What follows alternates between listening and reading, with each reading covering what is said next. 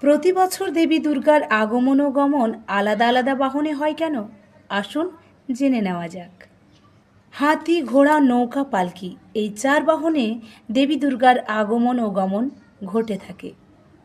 কোন বছর দেবী দুর্গা কিসে আসছেন এটি জানার জন্য একটা ছোট্ট ফর্মুলা বলি। রবিচন্দ্রে গজারোড়া, ঘৌটকে শনি ভৌময়ে, গুড়ো শুক্রে চ দোলায়ং, নৌকায়ং বুধবাসরে।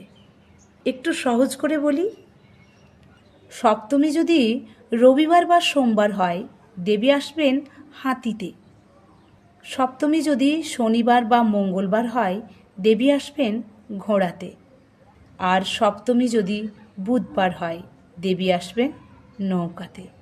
সপ্তমী যদি বৃহস্পতিবার বা শুক্রবার হয় দেবী আসবেন পালকিতে। হিসেব করে বলুন তো, এই বছর মায়ের আগমন ও গমন কিসে হবে?